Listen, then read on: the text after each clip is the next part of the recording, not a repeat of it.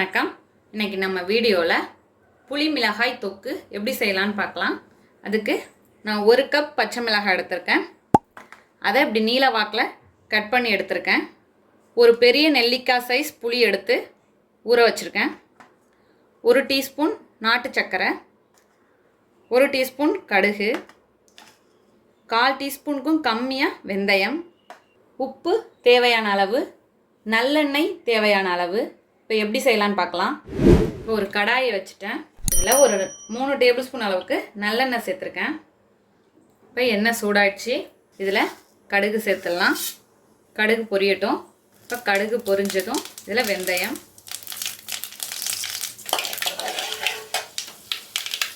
இப்போ இதில் பச்சை மிளகாய் சேர்த்துடலாம். போடுறப்ப வெடிக்கும். மீடியம் ஃப்ளேம்லேயே வச்சுக்கோங்க. இந்த மிளகாய் நல்லா எண்ணெயிலேயே வதங்கட்டும்.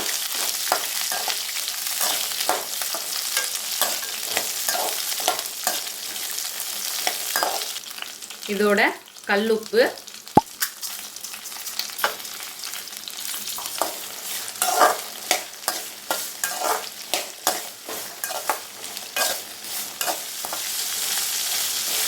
இன்னும் நல்லா வதக்கணும். நல்லா எல்லா பக்கமும் வதங்குற அளவுக்கு நல்லா வதக்கிக்கோங்க.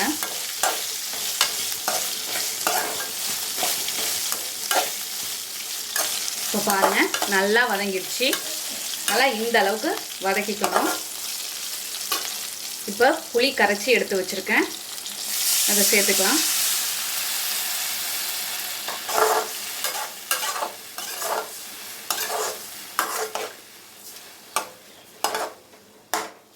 இப்போ இதில் கொஞ்சமாக மஞ்சள் தூள் போடுறோம். இது ஆப்ஷனல் தான், நான் லைட்டாக சேர்க்குறேன். நல்லா கலந்துக்கோங்க. இது இப்போ புளித்தண்ணிலேயே நல்லா வேகணும். அதனால் மூடி போட்டு வேக வைக்கலாம். ஓப்பன் பண்ணி பார்க்கலாம்.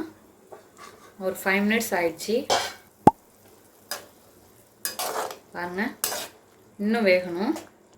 புளித்தண்ணி எல்லாமே அந்த மிளகாய் அப்சர்வ் ஆகணும். இந்த ஸ்டேஜில் கொஞ்சமாக சர்க்கரை,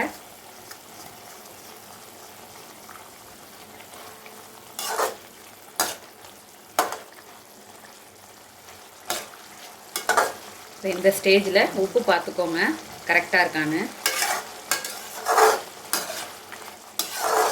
எனக்கு சரியாக இருக்குது. இப்போ பாருங்கள், நம்ம கரெக்டான ஸ்டேஜுக்கு வந்தாச்சு. இப்போ அந்த மிளகாவும் நல்லா வெந்து வந்துடுச்சு. இந்த புளியோட நல்லா சேர்ந்து வெந்துட்டு, இப்போ புளி, உப்பு, காரம் எல்லாமே கரெக்டாக இருக்கணும். இது தயிர் சாதம், சாம்பார் சாதத்துக்கு சூப்பராக இருக்கும். வாங்க, நம்மளோட அருமையான அற்புதமான புளி மிளகாய் தொக்கு தயாராகிடுச்சு. இதே போல் நீங்களும் உங்கள் வீட்டில் செஞ்சு பார்த்துட்டு எப்படி வந்துச்சுன்னு கமெண்ட்டில் சொல்லுங்கள். தேங்க்யூ.